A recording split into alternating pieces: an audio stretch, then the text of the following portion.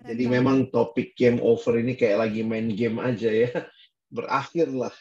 Jadi kalau tadi kita mendengar tentang putus asa, secara sederhana bisa dikatakan putus asa adalah suatu kondisi di mana seseorang merasa tidak lagi berharap atau kehilangan harapan karena atau atas keadaan dan masalah yang dia hadapi. Menarik waktu saya coba persiapan, membaca beberapa artikel, lalu muncul pertanyaan, jadi kalau bicara putus asa itu bahasa Inggrisnya apa sih? Gitu ya.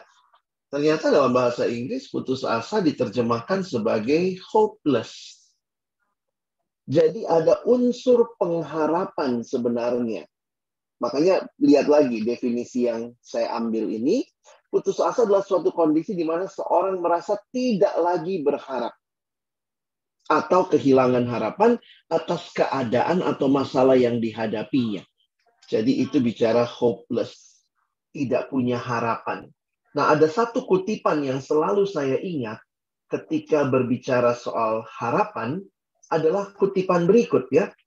Orang yang paling malang di dunia ini, katanya itu bukan orang yang menderita, teman-teman sekalian. Tetapi orang yang paling malang di dunia ini adalah orang yang tidak punya pengharapan. Karena begini, kalau dia punya pengharapan, maka dia mungkin masih mau menderita. Masih rela menderita karena ada harapan yang dia harapkan kalau nanti saya melalui ini dengan menderita sekalipun, saya nanti akan dapat sesuatu yang baik. Nah, jadi menarik untuk memperhatikan bahwa unsur harapan itu ada di dalam kita bicara putus asa. Jadi orang yang putus asa yang tidak punya pengharapan tadi. Nah, apa penyebabnya? Secara sederhana, kalau dilihat dapat disebabkan oleh berbagai faktor. Mungkin dia mengalami kegagalan, atau seperti Kak Tiara tadi bilang, menghadapi kekecewaan. Kalau itu beruntun berkali-kali, lama-lama jadi depresi. Ada pengalaman-pengalaman hidup yang menyedihkan, yang berat. Jadi karena tekanan hidup yang berat, itu bisa menyebabkan putus asa. Nah, tapi kalau saya mengkaitkan dengan definisi awal tadi, maka putus asa itu karena dari luar apa dari dalam diri. Sebenarnya kalau kita lihat lebih jelas lagi, maka faktor yang utama adalah faktor internal. Kalau saya punya pengharapan, maka meskipun saya kecewa, saya tidak akan sampai putus asa. Harusnya sih begitu ya.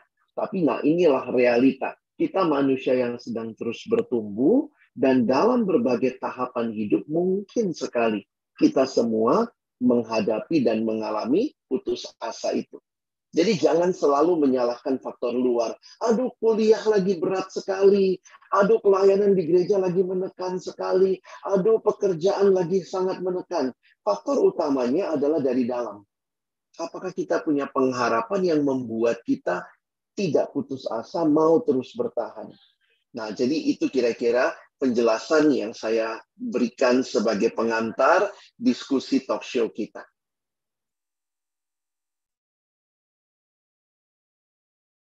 Jika begitu, apa saja sisi negatif dari putus asa itu? Dan ada juga nggak sisi positif dari putus asa itu, Bang? Boleh Wah, kalau dijawab? ditanya sisi positif sama sisi negatif, tentu ya. Kalau saya menuliskan begini, sisi negatif dari putus asa adalah itu bisa membuat orang menjadi hilang semangat. Karena udah nggak ada lagi harapan, ngapainlah. Sampai-sampai tadi ya, tidak sedikit remaja, orang muda, yang karena kehilangan harapan, menjadi putus asa, hilang semangat, bahkan ada yang berpikir untuk mengakhiri hidup. Nah, itu kan sangat sedih ya. Merasa tidak berdaya, bahkan ingin menyerah. Ini sisi negatifnya dan masih banyak lagi kalau kita tambahkan. Jadi kita kehilangan semua yang sebenarnya Tuhan sudah berikan bagi kita karena kita putus asa. Mungkin dia malas bergerak, dia malas berkarya, dia malas melakukan sesuatu. Itu mungkin terjadi. Nah, Kalau ditanya ada sisi positifnya, wah saya sih lihat putus asa tentunya tidak ada sisi positif secara khusus. Tetapi begini, mungkin kalimat ini bisa menolong. Di sisi lain, kondisi putus asa sebenarnya dapat menjadi suatu titik balik bagi seseorang untuk memperkuat keimanan kepada Tuhan dan menemukan kekuatan baru dalam Tuhan. Kenapa? Karena biasanya begini juga. Saya bertemu dengan beberapa anak muda yang merasa dirinya kuat, merasa dirinya gagah, bisa melakukan semua yang dia mau. Sampai satu titik dia gagal dan dia baru sadar.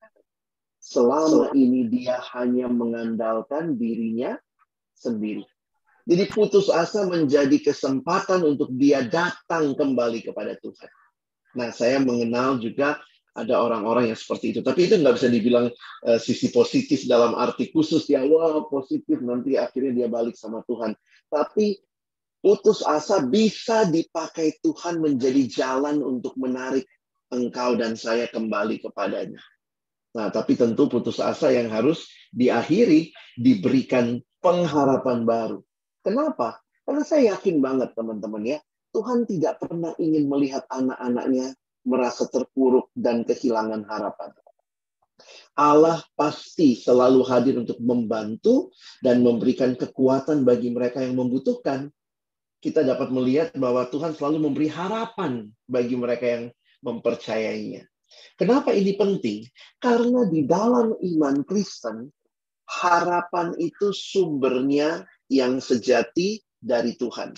Makanya semakin orang mengenal Tuhan, semakin dia beriman percaya pada Tuhan, dia pun akan semakin berharap kepada Tuhan. Nah, jadi untuk kita anak-anak Tuhan, saya pikir kita harus ingat prinsip-prinsip penting itu. Mungkin begitu, Kak Ayu? Oke, terima kasih Bang. Ini ada pertanyaan lagi Bang. Ada nggak tokoh Alkitab yang pernah atau bahkan sering mengalami yang namanya putus asa itu Bang? Saya terpikir dua tokoh ya. Tentu tokoh-tokoh di Alkitab juga, selain Tuhan Yesus, dia adalah Allah yang sempurna, tetapi tokoh-tokoh lain juga manusia yang juga terdiri dari darah dan daging, punya kelemahan, bahkan juga pernah gagal.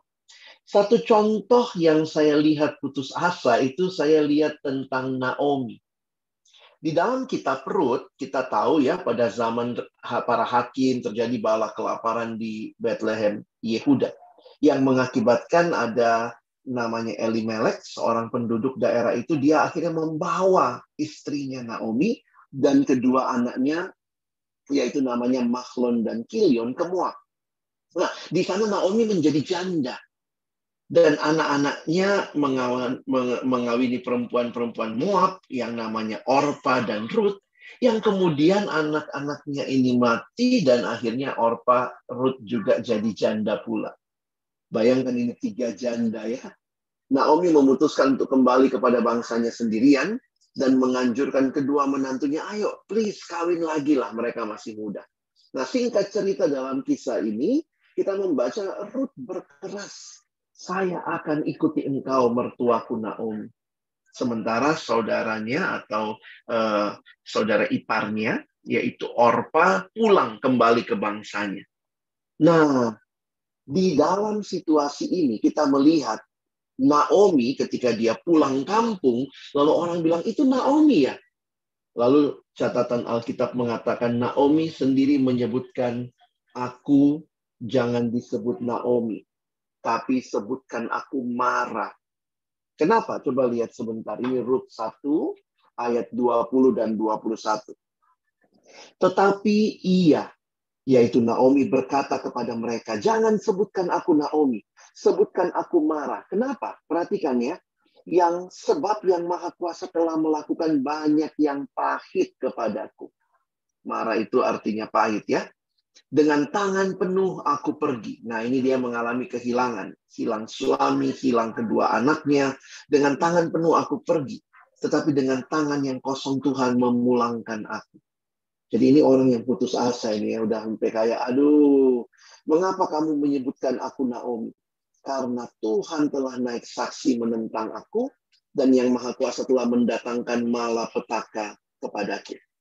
Naomi mengalami kehidupan yang sulit di negeri asing, sehingga dia melihat Bang, apa sih bang kami baiknya Tuhan. nggak dengar suaranya bang. Boleh Oke, diulangi bang?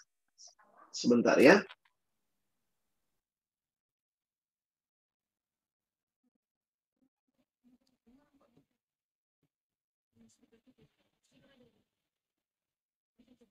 Ah,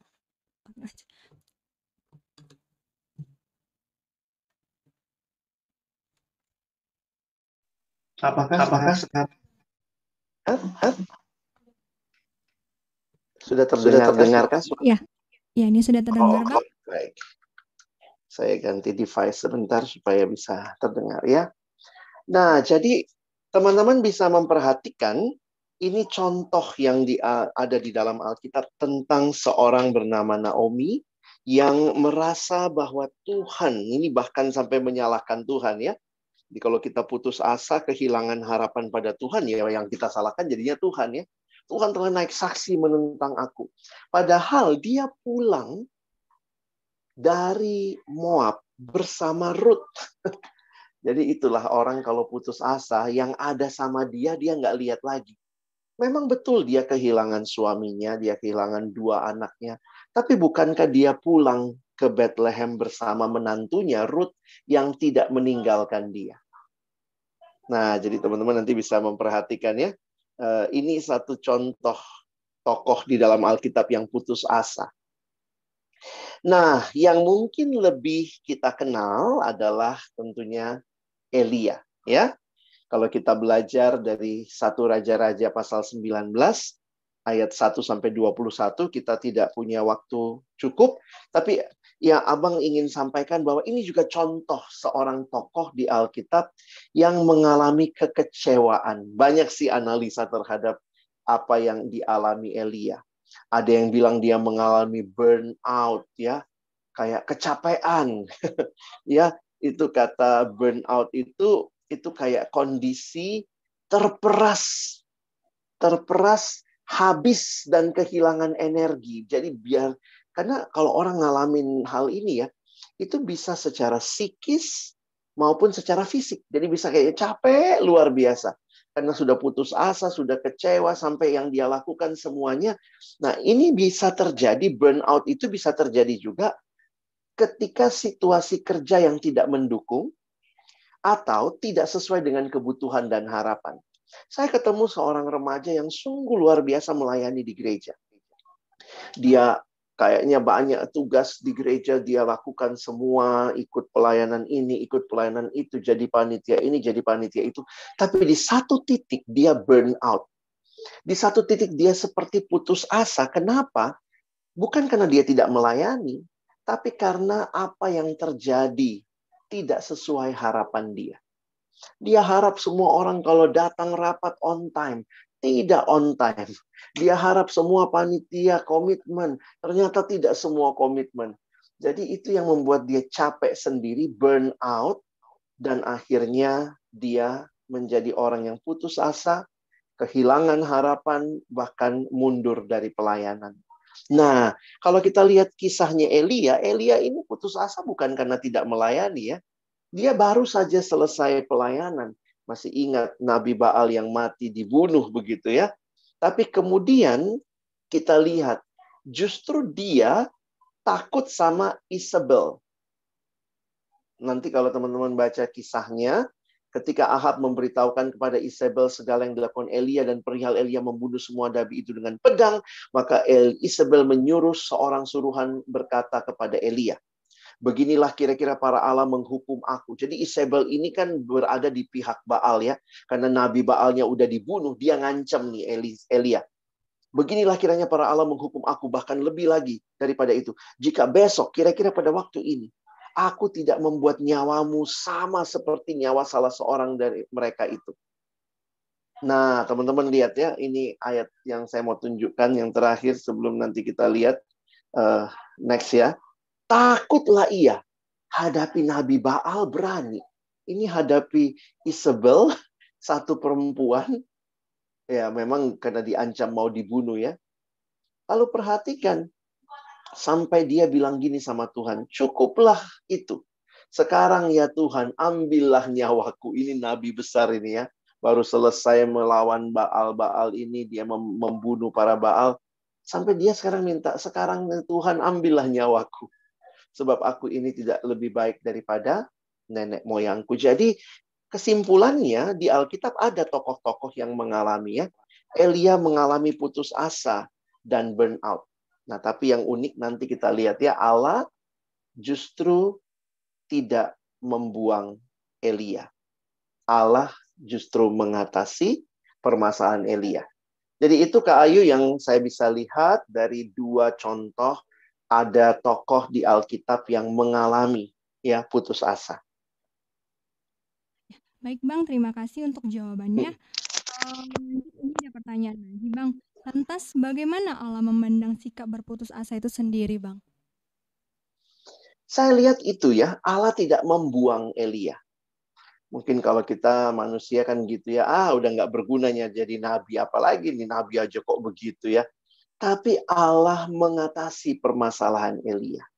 Kalau nanti teman-teman membaca kisah Naomi, Allah menjadikan Ruth yang mungkin awalnya Naomi itu nggak kepikir. Ruth itu sudah pulang sama dia buat dia, aduh aku pulang tangan kosong. Lucu ya, pulang sama menantu yang tidak meninggalkan dia, dia bilang pulang dengan tangan kosong. Tapi melalui kisah yang kita baca di kitab Ruth, Allah mengubahkan. Akhirnya Naomi bisa melihat bahwa ternyata Allah memakai Ruth untuk memelihara Naomi. Akhirnya Ruth menikah sama Boas. Jadi sebenarnya saya melihat begini ya. Ketika anak-anak Tuhan mengalami putus asa, Tuhan tahu. Ingat itu. Bukannya Allah tidak tahu. Dan Tuhan yang tahu itu, Tuhan yang juga peduli.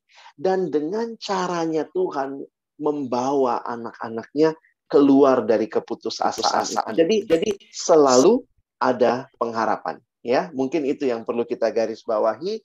Allah peduli dan Allah tidak mau kita terus berputus asa. Ya, terima kasih Bang. Ternyata Allah mau mengatakan kepada kita untuk tetap memandang kepada Allah. Ini Bang, ada pertanyaan lagi. Secara alkitabiah, bagaimana cara meresponi keadaan yang membuat kita berputus asa? Dan apa saja langkah konkret yang harus kita ambil ketika kita menghadapi yang namanya putus asa itu, Bang? Boleh dijawab, Bang? Ini kalau lihat di Alkitab sebenarnya tidak ada, karena Alkitab kan bukan textbook psikologi yang memang melihat masalah psikologis kita secara khusus.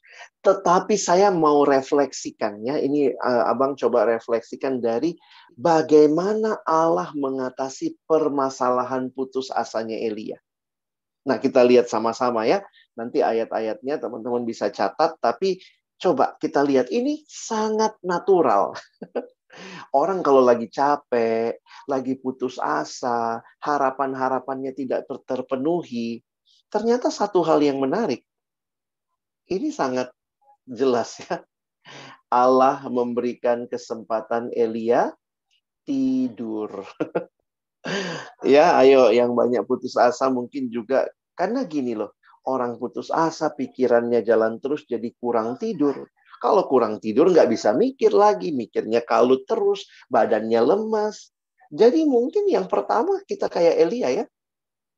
Perhatikan itu. Di 1 Raja-Raja 19 ayat 5 dan 6. Tapi tiba-tiba sesudah ia berbaring dan tidur di bawah pohon arar itu. Bukan cuma dikasih tidur, kalau teman-teman perhatikan kan di ayat yang berikutnya saya membaca ada malaikat yang diutus melayani.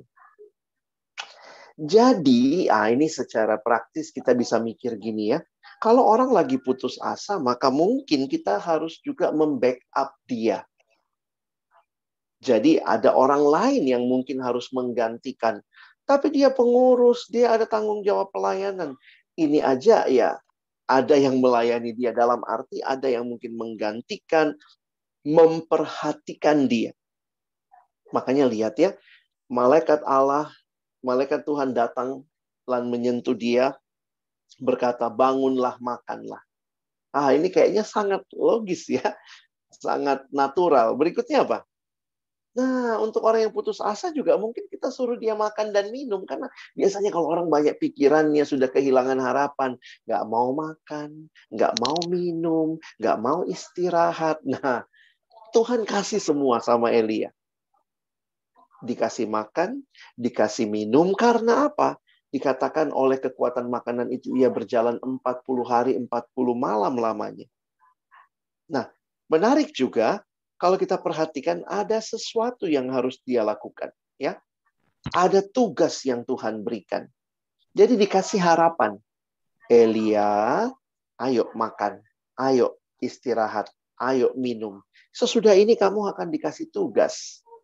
Nah, kita juga bisa membangun pengharapan seperti itu. Misalnya kalau teman kita menghadapi atau kita menghadapi, kita harus bisa menyadari, kalau saya begini terus, nggak mau keluar kamar, nggak mau ketemu orang, lalu bagaimana pelayanan akan dikerjakan?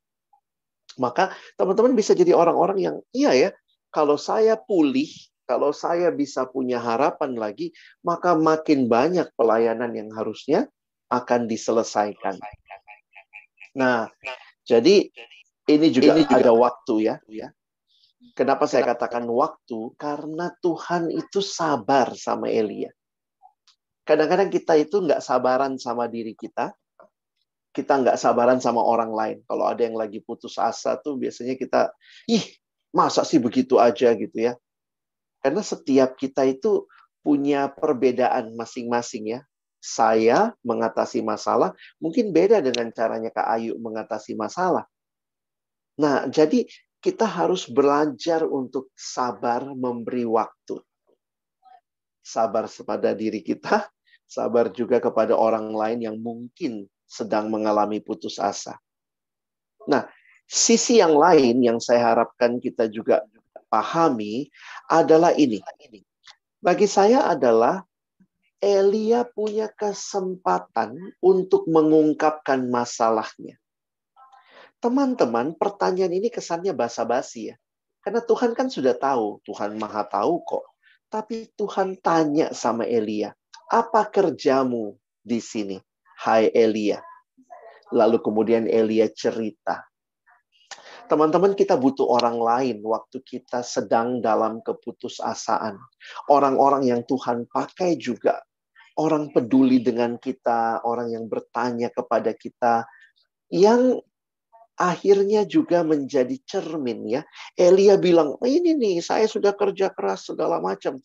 Jadi Elia didengarkan. Ini kebutuhan masyarakat modern.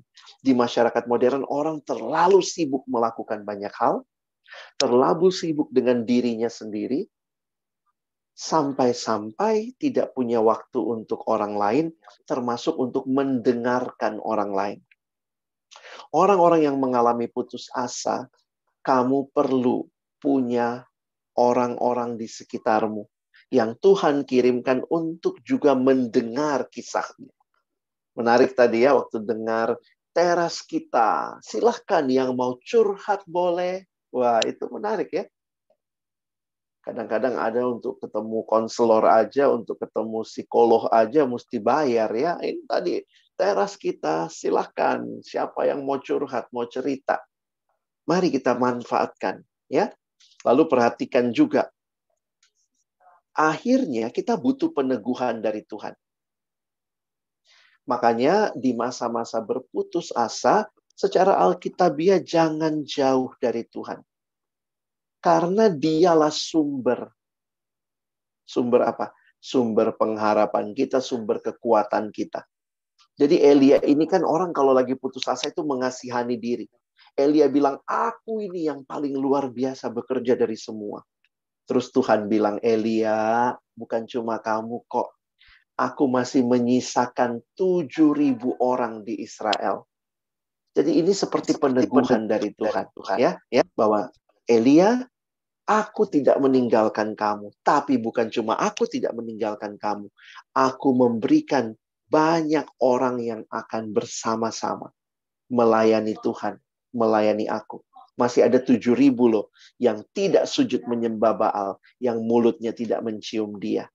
Nah, jadi kalau kalian perhatikan, inilah hal-hal yang sederhana yang Allah berikan kepada Elia secara alkitabiah ya. Memberi dia makan, minum, tidur. Jadi pulihkan fisikmu. Lalu pulihkan juga mentalmu. Lalu juga pulihkan juga psikologismu.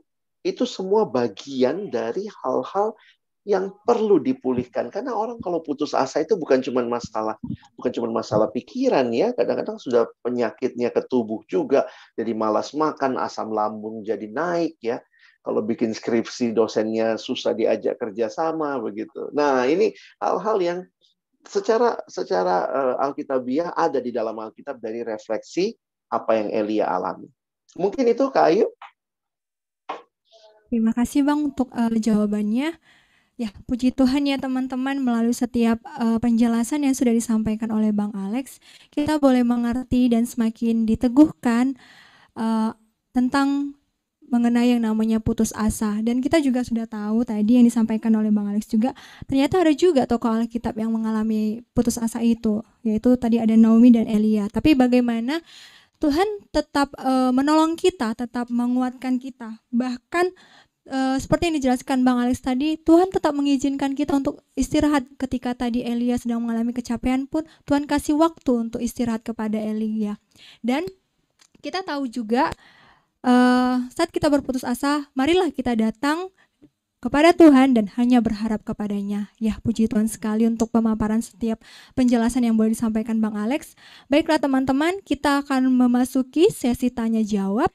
Di sini saya mau bertanya Bang, ketika kita Ya. sedang yang namanya putus asa, kita sebagai orang Kristen atau yang percaya kepada Tuhan, kita tahu ketika kita putus asa itu, Tuhan pasti tetap memberikan kita pertolongan dan kekuatan. Dengarkan Bang? Iya, saya kedengaran. Kita tahu sebagai orang yang sudah percaya kepada Tuhan, Tuhan tetap menolong kita dan memberi kekuatan kepada kita. Tapi kenapa ya Bang? Tetap kita merasakan kayak seperti kayak Tuhan itu kayak nggak nolong kita gitu, atau bahkan kita merasakan kok kayak banyak kali ya pergumulan hidupku, kenapa ya seperti ini. Itu biasanya bagaimana ya Bang untuk lebih menguatkan, dan bagaimana kita harus meresponi dalam keadaan seperti itu? Boleh dijawab Bang? Iya. Mungkin saya harus katakan ini dulu untuk kita hayati.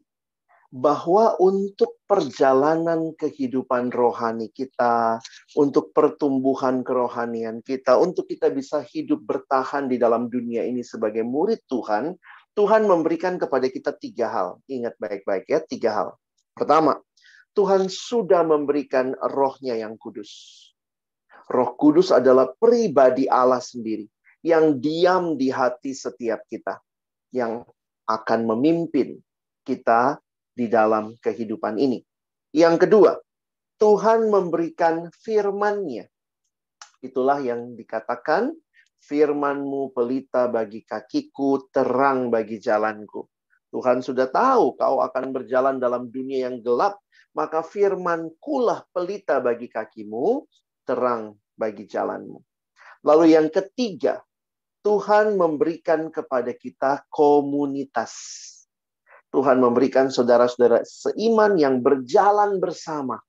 Yang di dalamnya kita mengalami juga semakin hari semakin bertumbuh.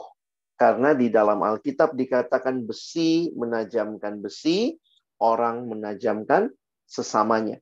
Jadi Tuhan memberikan 3 hal ini. Ya, pertama Tuhan memberikan dirinya, Roh Kudus yang adalah Allah sendiri. Yang kedua, Tuhan memberikan firman-Nya untuk menolong kita terus bertumbuh. Dan yang ketiga, Tuhan memberikan kita komunitasnya, gerejanya, tubuhnya, untuk kita saling menguatkan satu sama lain.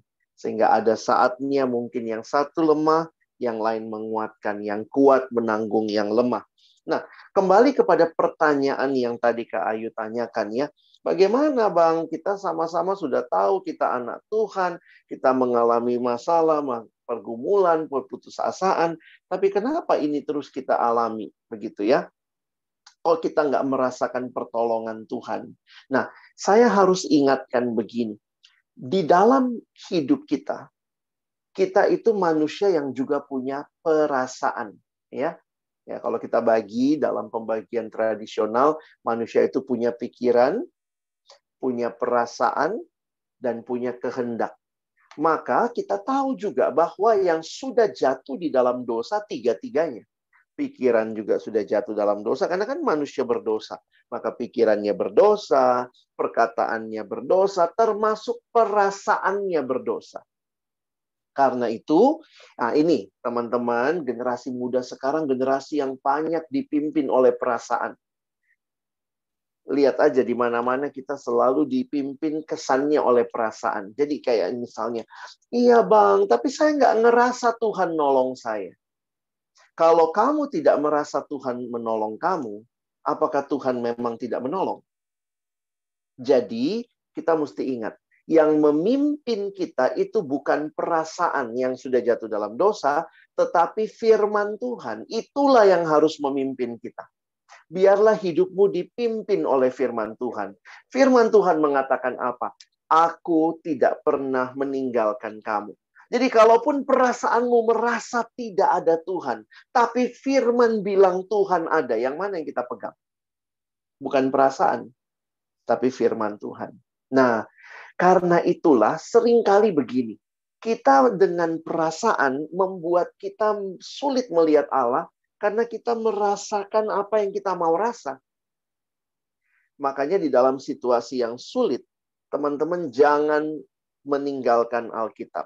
Jangan meninggalkan firman Tuhan.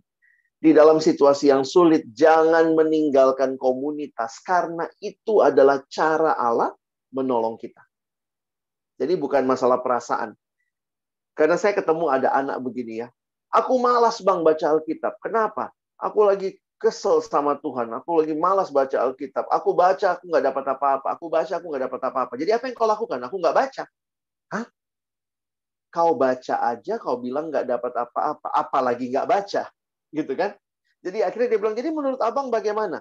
Aku malas bacanya. Aku rasa nggak dapat apa-apa. Nasihat saya cuma satu. Terus baca. Terus baca, karena itu adalah penuntun hidupmu. Dan biarlah waktu kamu membacanya, di dalam perasaanmu yang rasanya Tuhan nggak ada. Tapi saya yakin Tuhan sanggup berkata, bertindak, melalui itu nanti kamu terus akan ketemu dengan Tuhan. Nah, jadi ini yang saya coba jelaskan lebih komprehensif, teman-teman, dalam situasi sulit kehidupan. Jangan meninggalkan firman-Nya, jangan meninggalkan komunitas anak-anak Tuhan. Itu Allah pakai menolong kita tetap hidup berpengharapan. Mungkin itu Kak Ayu. Ya, terima kasih Bang untuk jawabannya. Ya, bersyukur sekali kita diingatkan ketika kita menghadapi masalah ya kita kembali lagi minta kekuatan sama Tuhan dan seperti yang dibilang Bang Alex tadi benar komunitas itu sangat penting sekali untuk kita saling menguatkan dalam kata-kata ataupun baik itu dalam doa. Terima kasih untuk jawabannya Bang. Buat teman-teman ada yang mau bertanya atau sudah ada yang mempunyai pertanyaan, kami persilakan. Ya, kita nggak membatasi pertanyaan, apapun yang mau ditanya kami persilahkan.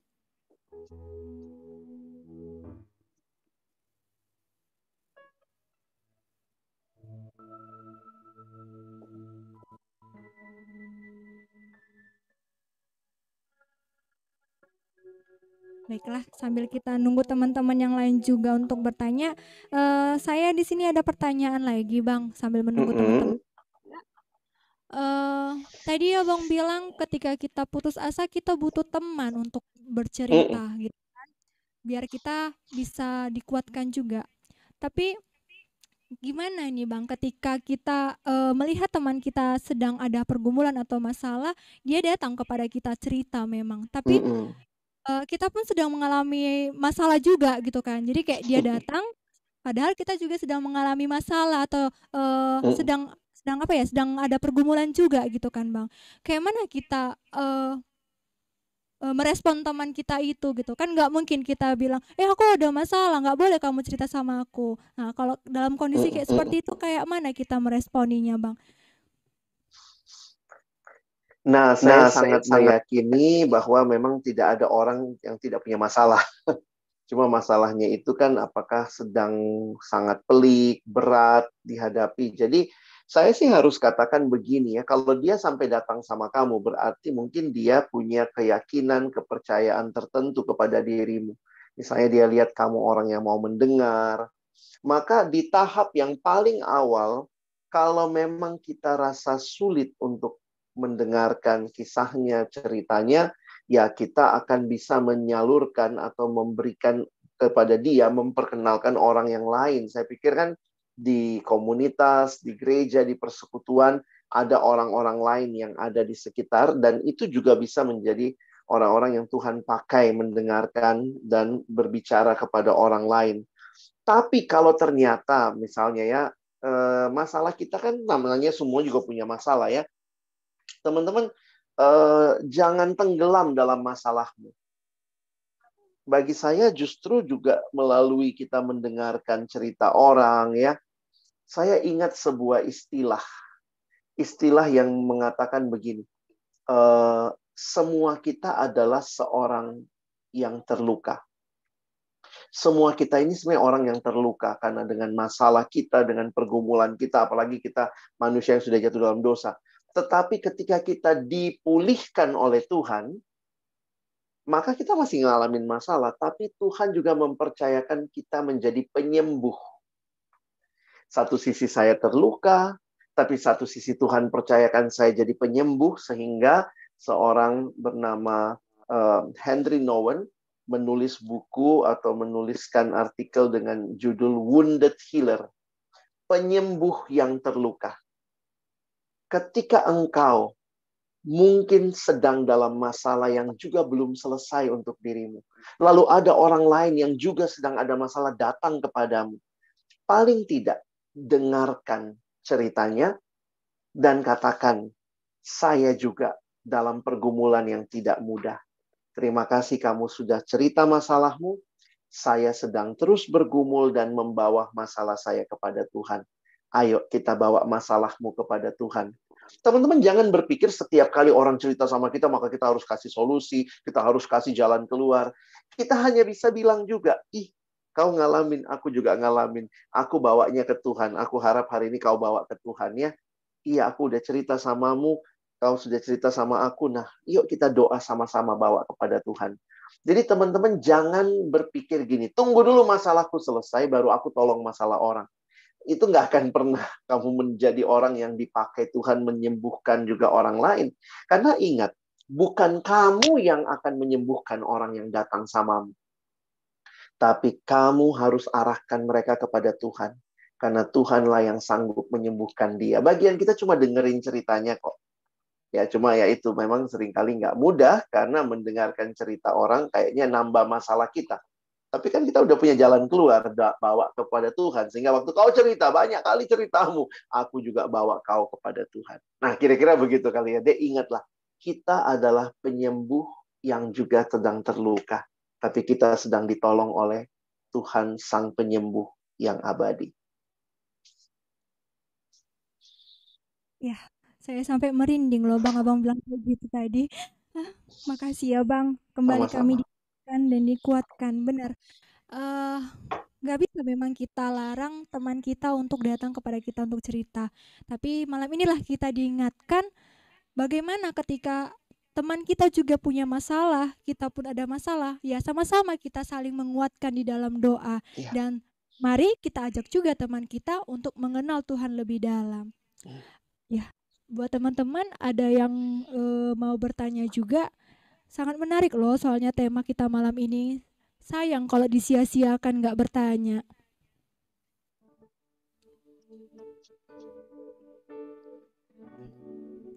Ayo, kami kasih waktu ya untuk teman-teman. Kalau malu bertanya di Zoom, nggak apa-apa, dari chat aja ya teman-teman.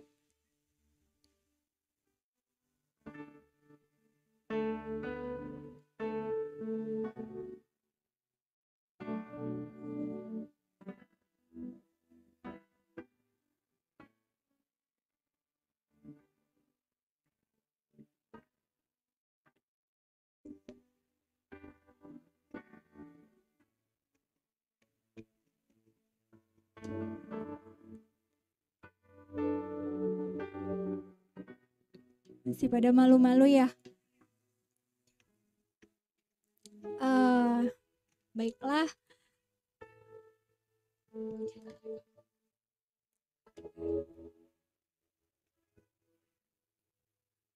Sambil menunggu teman-teman yang lain juga bertanya, saya ada pertanyaan lagi nih Bang. Kok jadi host terus yang bertanya ya? Mungkin Jangan biarkan, sudah banyak yang melalui host nitip pertanyaannya. jangan biarkan ini antara host sama Bang Alex saja ya. Ini acara talk show kita bersama kok teman-teman. Gak usah malu bertanya. Dan nggak dihukum kok kalau kita bertanya ya teman-teman.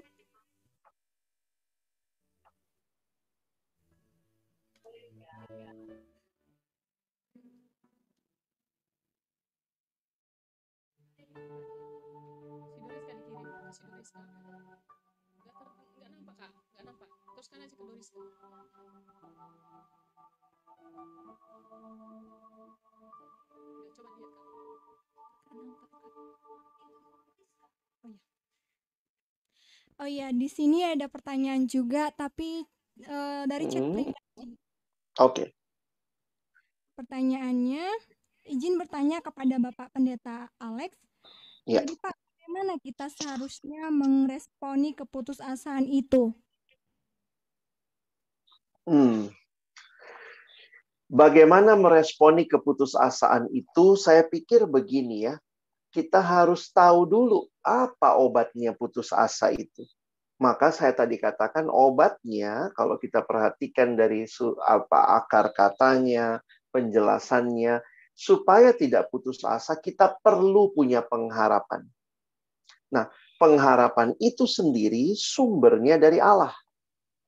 Karena itu, ketika kita makin mengenal Allah, kita makin punya pengharapan. Pengharapan itu membuat kita maju dalam hidup ini untuk terus bisa bertahan. Jadi begini, kalau kita tahu pengharapan kita itu pengharapan yang dijanjikan Allah, di dalam kitab 1 Petrus misalnya, dikatakan pengharapan kita itu pengharapan yang kekal, yang tersimpan di surga, yang tidak dapat layu, yang tidak dapat cemar, yang tidak dapat binasa. Jadi itu memberikan kepada kita sebuah pengertian dan juga semangat untuk terus maju. Saya kasih contoh begini ya. Kita sebentar lagi mau Paskah ini. Kalau khotbah Paskah itu kan banyak khotbah pengharapan. Apa sih yang dibawa oleh Yesus melalui Paskah? Paskah itu kebangkitan. Jadi bayangkan ya, selama ini kan manusia itu cuma punya pemahaman tentang siklus hidup manusia. Bagaimana siklus hidup manusia? Lahir, hidup, mati. Cuma itu kan, lahir, hidup, mati. Semua orang tuh cuma lahir, hidup, mati. Tetapi ketika Yesus bangkit, maka ada pengharapan bahwa kematian itu bukan akhir daripada kehidupan orang percaya. Jadi, lahir, hidup, mati. Buat kita yang Kristen, kita percaya hidup kekal. Kita percaya kebangkitan. Karena itu, ketika sedang ada duka cita, misalnya ya, orang yang kita kasihi, orang tua kita kah, kakak beradik kita kah, ada yang meninggal. Maka kita harus putus asa. Alkitab katakan silahkan berduka cita. Harus berduka cita dalam pengertian itu kan orang-orang yang relasinya dekat dengan kita. Tapi jangan berduka cita seperti orang-orang yang tidak punya pengharapan. Berarti kita menangis, kita berduka cita, tapi kita tidak tinggal dalam duka cita. Kita punya pengharapan, jangan putus asa. Ada yang begitu kan, kalau ndak ada lagi mamaku, untuk apa lagi alasanku hidup? Lah, kau punya alasan hidup karena Yesus hidup. Bukan karena mamamu, bukan karena bapakmu. Memang kita sangat sedih ketika orang yang sangat kita kasihi pergi, tetapi jangan putus asa untuk mengatakan, kalau sudah pergi bapakku, mamaku, aku pun pergi juga. Malah mau ikutan mati. Bukan begitu sikap Kristen. Bahwa Tuhan mereka sudah pergi. Tapi saya masih kau kasih hidup. Maka saya punya pengharapan. Saya tidak akan putus asa. Saya akan beritakan Injil kepada lebih banyak orang. Jadi lihat ya, Yesus itu membawa pengharapan. Karena manusia cuma taunya lahir, hidup, mati. Lahir, hidup, mati. Tapi karena Yesus hidup, maka saya pun tahu sesudah kematian ada kehidupan. Kalaupun saya harus melayani Tuhan sampai mati, banyak misionaris sampai mati ya, pergi ke Tanah Batak, mati orang itu. Tapi kok dia tetap mau pergi? Dia pergi karena pengharapan. Kalaupun saya mati, saya akan hidup kekal bersama Tuhan. Nah, ini sikap Kristen nih. Jadi putus asa itu memang bagian kehidupan untuk memberikan kepada kita satu pengertian bahwa ada pengharapan yang kekal yang menanti kita di sana. Saya berdoa ketika ayah saya kena kanker. Saya berdoa, Tuhan sembuhkan dia. Ya, Tuhan sembuhkan. Tapi kemudian ayah saya tetap meninggal juga kan dengan penyakit yang lain. Jadi kadang saya mikir gini ya, waktu-waktu dulu ya, kalau bapak saya nggak sembuh kankernya, kayak apa itu Tuhan ya? Ya Tuhan cuma mau katakan, kalaupun bapakmu meninggal, tapi dia percaya padaku, ya dia hidup kekal. Jadi itu yang jadi pengharapan kita. Kita semangat dalam hidup. Bukan orang yang putus asa. Nggak ada lagi bapakku, dalam matilah aku. Bukan begitu sikap hidup Kristen. Ya. Nah ini kira-kira contoh yang membuat kalian sebagai anak-anak pemuda, remaja, harus punya pengharapan. Dan Yesuslah yang memberi pengharapan. Nah mungkin itu ayo. Ya, terima kasih Bang untuk jawabannya. Ya, ketika kita mengalami yang namanya putus asa, kita tetap punya harapan ya. Kita datang kepada Tuhan dan tetap meminta kekuatan sama Tuhan. Buat teman-teman, ada yang sudah mau bertanya lagi? Iya, ada sih yang bertanya, tapi bentar ya teman-teman.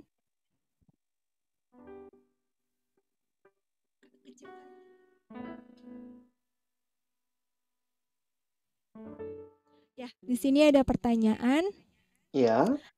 eh Maaf Bang, agak melenceng dari tema hari ini. Izin bertanya, bagaimana jika terang kita sudah mulai redup atau dari yang kita rasa bisa jadi karena pengaruh lingkungan, dikelilingi oleh orang yang tidak mengenal Kristus. Seharusnya itu adalah ladang yang sangat luas untuk memberitakan Injil.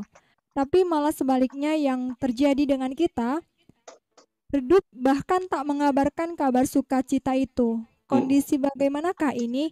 Apakah Tuhan sedang memalingkan wajahnya dari kita? Lalu bagaimana? Itu ada pertanyaan Bang, tapi dia tidak menyertakan namanya. Mohon izin dijawab Bang.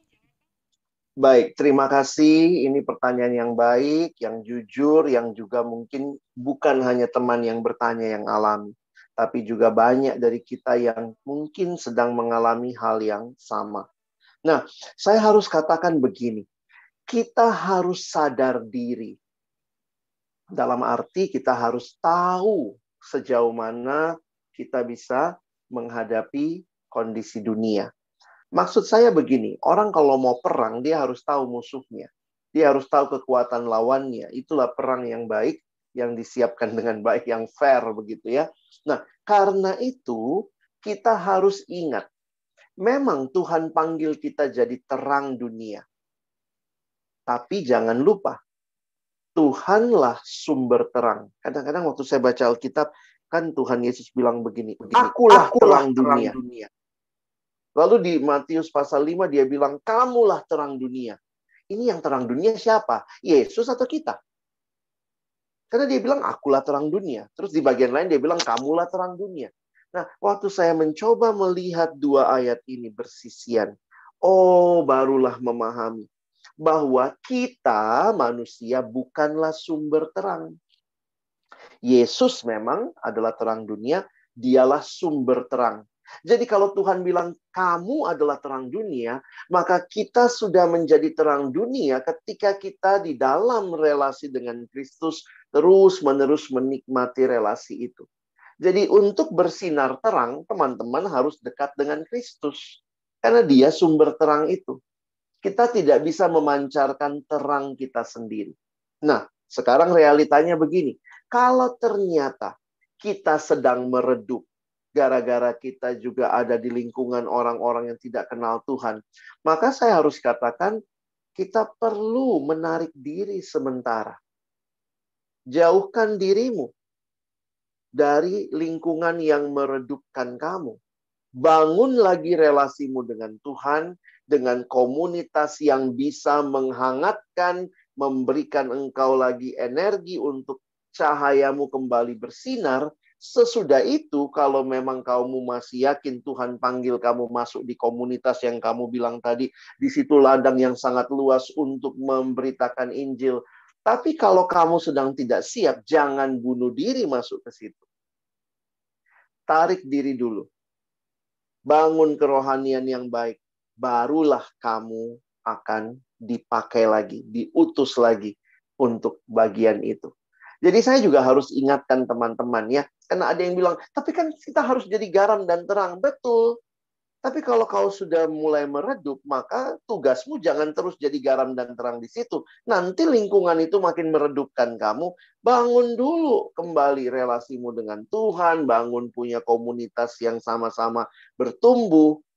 Barulah sesudah kamu kuat, kuatkan orang lain. Itu yang Tuhan bilang sama Petrus. Tuhan bilang sama Petrus, lihatlah iblis sedang menampi engkau.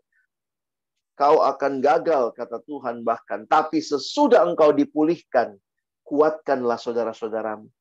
Jadi jangan sok, ya aku walaupun sudah gagal begini, aku akan masuk lagi ke situ. Tuhan sudah bilang kan, harus bangun dulu hidupmu yang baik, dan kemudian kamu jadi berkat. Nah, jadi itu prinsipnya sederhana sebenarnya ya. Garam, terang harus kumpul dengan orang-orang yang bisa menguatkan supaya kembali bisa berperan.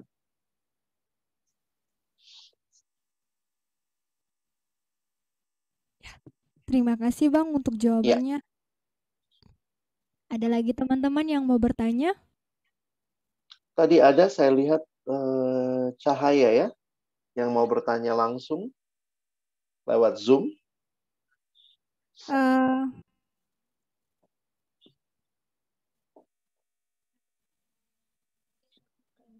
oh iya, tadi ada dari Cahaya yang mau bertanya. Boleh bertanya langsung, dibuka kameranya ya.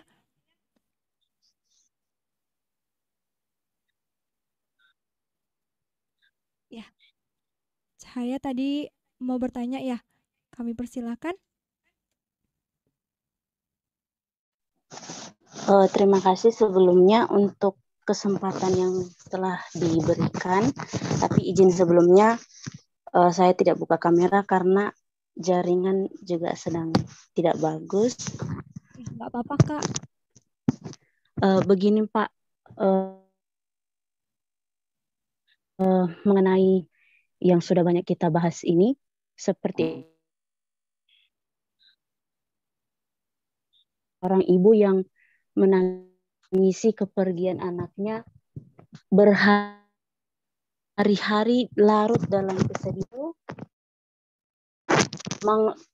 Kalau bisa dibilang level keputusasaannya itu sampai si ibu itu merasa tidak ada lagi yang seperti anaknya ini dijumpai di dunia ini, padahal anaknya nggak cuman itu Pak, dia memiliki 8 orang anak, satu anaknya yang meninggal, cuman setiap hari ibunya merasa nggak datang lagi anakku ini, dan keberadaan anaknya yang lain tidak akan bisa menggantikan posisi anaknya yang sudah meninggal ini. Otomatis beberapa dari anaknya itu merasa kayak mereka nggak ada artinya gitu kan di hadapan orang tuanya itu. Dengan sikap si ibu yang terus menangisi anaknya ini karena terus merasa terpukul atas kepergiannya, ada satu orang anaknya yang mencoba memberikan pemahaman yang baru kepada si ibu kalau kepergian anaknya itu sudah dalam rencana Allah yang menginginkan hal yang baik untuk menggantikan dengan yang lebih baik lagi. Cuman yang jadi kendala, si ibu itu tidak bisa menerima, mungkin karena beberapa hal, dan alasan terkuat si ibu mengatakan, kamu belum merasakan rasanya seorang ibu, kamu nggak akan ngerti perasaan saya. Jadi yang mau saya tanyakan di sini, bagaimana cara si anak tersebut supaya memberikan penguatan lah, apalagi ini kan Pak case-nya untuk orang tua, supaya lebih lebih bijak lagi lah kita menanggapi hal yang demikian. Terima kasih Pak. Baik, terima kasih Cahaya. Terima kasih untuk pertanyaannya dan juga mungkin ini hal yang real ya dihadapi dalam kehidupan. Saya harus katakan tidak ada cara lain selain terus mengingatkan.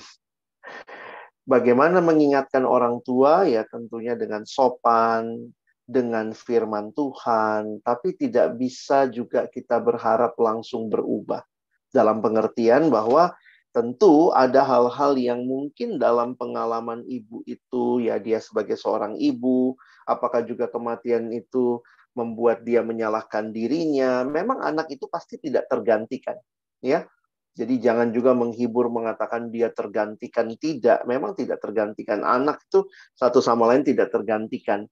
Nah, tapi juga ibu itu harus mengerti pada akhirnya bahwa hidup itu di tangan Tuhan, dan Tuhan punya rencana. Nah, itu kadang nggak gampang. Sama lah kalau kayak kita punya luka ya. Memang kadang-kadang kita perlu untuk belajar menghibur juga dengan tepat. Bukankah itu juga yang diingatkan di dalam firman Tuhan? Karena itu ketika teman-temannya Ayub itu menghiburnya nggak tepat, langsung dikatakan dasar penghibur sialan kalian ya. Sama seperti orang yang punya luka. Lukanya sedang parah-parahnya, mungkin bernanah borok, lalu itu dibersihkan, maka tidak langsung sembuh. Itu butuh waktu. Nah, saya pikir juga di dalam duka cita yang mendalam khususnya, itu butuh waktu. Kalaupun kayaknya sudah sekian tahun berlalu kok masih belum berubah juga, ya kita sabarlah. Kita doakan, kita terus memberi nasihat. Kadang-kadang juga saya harus katakan begini, kalau itu orang tua kita sendiri, kadang juga anak agak terbatas ngomong ya. Saya tuh dalam beberapa kali dalam pergumulan keluarga, saya seringkali berdoa ya, Tuhan kalau anak nggak bisa ngomong, Tuhan pakailah siapakah, pendeta kah, atau nanti siaran di televisi kah, atau mungkin juga artikel atau buku yang dibaca. Kadang-kadang Tuhan sangat kreatif. Dia bisa berbicara kepada orang tua kita dengan caranya. Tapi ya kita perlu sabar, kita perlu terus berdoa. Jadi apalagi kalau anaknya merantau ya. Jadi anak merantau kadang-kadang juga nggak enak ngomong seperti itu di telepon. Kadang dia bilang, bagaimana Pak? Ada juga waktu itu ada yang pelayan Tuhan ya, dia bilang gini, masa saya layani orang lain padahal mamaku sendiri saya nggak layani. Saya bilang sama dia, kalau kau mau layani mamamu, pulang kau ke kampung. Tapi kan aku lagi belajar Pak di sini. Aku lagi studi di sini. Kalau demikian, jangan berpikir mamamu harus kau yang layani. Kau harus berdoa. Tuhan pakailah mungkin orang lain juga melayani mama saya, melayani papa saya. Karena kita nggak bisa senantiasa berada bersama. Karena mungkin tugas, kita lagi belajar, kita lagi studi. Jangan selalu berpikir harus kamu yang lakukan. Seringkali Tuhan bisa pakai orang lain. Itu mirip seperti yang dialami Naomi ya. Nah, Naomi merasa dia nggak punya apa-apa, tapi ternyata Tuhan membukakan. Pelan-pelan Naomi berubah. Baca Rut pasal 4, kalian akan melihat Naomi berubah perspektif. Wow, ternyata Rut itu dikatakan lebih berharga dari 7 anak laki-laki. Hebat juga sih Rut itu ya. Dikatakan dia lebih berharga dari 7 anak laki-laki. Padahal dia menangis di awal karena punya 2 anak meninggal sama suami. Jadi teman-teman, izinkanlah Tuhan bekerja, terus dekat dengan Tuhan, terus memberi nasihat yang baik dalam waktu dan cara Tuhan. Kiranya Tuhan menyembuhkan luka yang dalam itu. Ya, mungkin itu nasihat yang Bapak bisa berikan. Ya, terima kasih Bang untuk jawabannya dan terima kasih juga untuk Kak Cahaya yang sudah bertanya. Ada lagi kah teman-teman yang mau bertanya secara langsung? Ada Kak, satu pertanyaan Kak. Oh ya, boleh Kak. Boleh dibuka kameranya Kak? Oke Kak, ada Kak.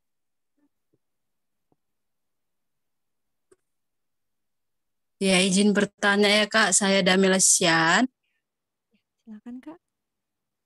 Pertanyaannya gini Bang, kan tadi kita bicara tentang putus asa. Jadi kalau kita misalnya sering nih putus asa, apakah itu tanda kalau kita jauh dari Tuhan? Dan bagaimana kita menyikapi ketika kita sering putus asa? Apakah itu benar atau gimana, Bang? Terima kasih. Baik, saya langsung jawab kali ya. Terima kasih Dame buat pertanyaanmu. Nah, kita harus bisa, nah ini perlu mungkin pembahasan lain. Kita harus bisa melihat spektrum daripada pergumulan hidup manusia. Kalau itu terjadi berulang-ulang, maka mungkin juga ada bagian diri kita yang rapuh. Dan itu biasanya akan berkaitan. Manusia itu kompleks ya. Sehingga kadang-kadang yang sakit pikiran kita kena juga ke badan. Asam lambungnya naik. Karena pusing, nggak bisa tidur, padahal banyak pikirannya. Jadi manusia itu kan makhluk yang kompleks. Sehingga saya harus katakan, lihat baik-baik, kenali dirimu, atau kalau perlu juga kenali dirimu melalui orang-orang yang dekat denganmu, yang bisa kasih tahu kepada kamu, ini kamu sedang tidak dalam situasi yang baik. Nah, karena itu, kita harus memperhatikan apakah masalahmu sekarang adalah masalah fisik. Kalau masalahmu fisik, datang ke dokter yang mengobati fisik. Atau kalau ternyata masalahmu emosi, berulang kali, setiap kali kamu alami putus asa, lama bangkitnya, alami putus asa lama bangkitnya, maka mungkin kamu sedang punya masalah yang disebut sebagai masalah emosional, atau sekarang kita bisa dengar juga dengan masalah mental health. Ini lagi banyak dibicarakan ya, khususnya bagi kaum muda. Makanya orang muda sekarang itu apa-apa bilangnya healing gitu ya. Kadang-kadang saya juga harus katakan, kamu mesti kenali dulu healing. Sakit apa kamu memangnya ya? Ada bahkan ke Indomaret pun bilang healing aku ya. Itu cuma mau jalan-jalannya itu ya, mau belanja itu. Nah, poinnya adalah kenali dirimu. Aku itu kalau ngalamin kekecewaan, putus asa, bisa berhari-hari, bisa malas makan, bisa malas jumpa orang. Nah, teman-teman, kalau itu terjadi berulang kali, itu sudah masuk ke ciri-ciri depresi. Jadi memang tingkatannya ada ya, kecewa, nanti mungkin lama-lama putus asa. Putus asa itu sudah mulai masuk lagi ke pengaruh fisik, pengaruh pikiran, susah tidur, susah makan, atau ada juga yang jadi makan berlebihan, overthinking, dan itu terjadinya berkali-kali, mempengaruhi studimu, akhirnya ada juga yang mempengaruhi relasi dengan orang lain, apa-apa bawaannya marah, dan kalau itu terjadi berulang kali dalam siklus hidupmu, periksa ya, maka kamu harus pergi ke konselor. Orang-orang yang memang, ya sama ya, kalau badan sakit, tubuh sakit, ada orang yang sekolah jadi dokter. Nah, Tuhan juga menyediakan juga sekarang ada orang-orang yang namanya konselor, mereka yang akan menolong kamu dalam pergumulan-pergumulan emosional dan psikologis atau mental yang kamu hadapi. Kalau itu masih tingkatan putus asa, ya kita bisa kasih nasihat, kita bisa kasih firman. Tapi dalam situasi yang depresi, bahkan mungkin kalau sampai lebih berat dari itu sudah mengganggu aktivitas, mengganggu relasi, kamu harus pergi ke konselor. Kalau konselor sulit, mungkin kamu juga harus pergi lebih jauh lagi. Kalau ternyata ada gangguan kejiwaan, maka kamu harus pergi ke psikiater. Dan kalau ke psikiater itu biasanya sudah diberikan obat-obat. Misalnya karena ada yang pernah saya ketemu satu anak, dia bisa nggak tidur 1 minggu. Overthinking, terus mikir. Karena dia kecewa sama bapaknya, kecewa sama mamanya, kecewa sama kakaknya, dia punya kakak perempuan. Itu overthinking. Sampai dia bisa melek itu 1 minggu. Akhirnya mesti ke dokter. Karena apa? Dia butuh tidur. Dikasihlah obat tidur. Nah, itu kalau sudah masuk kepada gangguan kesehatan jiwa atau mental. Nah, makanya Abang tidak mau kita langsung bilang apa-apa, oh aku ada masalah gangguan mental, kesehatan mental. Perhatikan dulu ciri-cirinya. Kalau itu berulang terus-menerus, waktu yang diambil itu panjang, itu mungkin kamu perlu kontak ya. Saya pikir abang kakak yang ada di PMK USU, PAK USU juga punya abang kakak yang sekolahnya psikologi yang bisa menolong kamu. Mungkin itu. Ya, terima kasih Bang untuk jawabannya. Buat Kak Dame tadi sudah mengerti lah jawaban dari Bang Alex ya Kak. Buat teman-teman, ada lagi yang masih mau bertanya?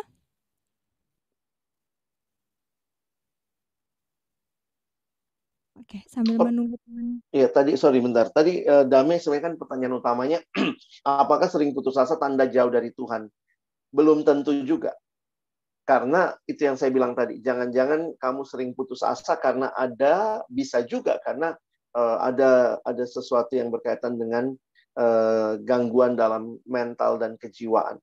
Karena ada orang yang kayak memang ada struktur mentalnya yang perlu mendapatkan pertolongan sih. Mungkin itu. Itu ada chat ya, ada abang kakak bisa menolong dari PMK, PAK. Ya, oke, terima kasih Bang. Nanti kalau teman-teman butuh persekutuan, kita ada persekutuan alumni KMK USU ya. Di sini juga ada pertanyaan lagi. Apakah kita sebagai umat Kristen dapat menghindari keputusasaan? Jika tidak, mengapa ketika kita berpengharapan, mengapa keputusasaan itu tetap ada pada kita? Mohon untuk arahannya, Pak. Terima kasih. Bisa diulangi sebentar? Apakah kita sebagai umat Kristen dapat menghindari keputusasaan? Jika tidak, mengapa ketika kita berpengharapan, mengapa keputusasaan itu tetap ada pada kita? Ya, itu pertanyaannya, Bang. Di dalam kehidupan Kristen, kita juga masih ada dalam dunia yang belum sempurna. Kita masih ada dalam dunia yang jatuh bangun. Kita masih mengalami jatuh bangun melawan dosa. Jadi, pengharapan kita pun belum sempurna. Hari ini berharap banget. Habis ikut acara ini, wah, saya sangat berharap sama Tuhan. Tapi mungkin 2 hari lagi, kemudian kita mulai kehilangan lagi pengharapan. Makanya, kita terus perlu dekat dengan Tuhan, dekat dengan komunitas yang mencintai Tuhan, terus dekat dengan firman Tuhan, dan itu perjuangan seumur hidup. Tidak ada yang bisa bilang, oh, saya sudah dekat sama Tuhan malam ini, maka pengharapan saya sudah sempurna. Seumur hidup saya nggak akan lagi mengalami putus asa. Saya nggak akan mengalami lagi kecewa. Saya pikir perjalanan kehidupan membuat kita membutuhkan Tuhan itu bukan cuma satu kali, tapi setiap waktu. Ya, makanya ada lagu, ya Tuhan tiap jamku memerlukanmu. Jadi pengharapan kita terus harus dibangun sampai kita berjumpa dengan Tuhan. Jadi kalau ditanya kita masih bisa putus asa, oh masih bisa. Sudah anak Tuhan masih bisa putus asa? Pasti masih bisa. Tapi di dalam keputusasaan, Tuhan selalu peduli dan mau kita keluar dari keputusasaan dan punya pengharapan di dalam Dia. Ya, terima kasih Bang untuk jawabannya. Buat teman yang tadi bertanya sudah mengerti ya. Jadi ketika kita putus asa, berpengharapanlah kepada Tuhan. Buat teman-teman ada lagi yang mau bertanya, kami persilakan boleh satu pertanyaan lagi ya, karena waktu kita terlalu singkat. Ayo, buat teman yang mau bertanya, kami persilahkan.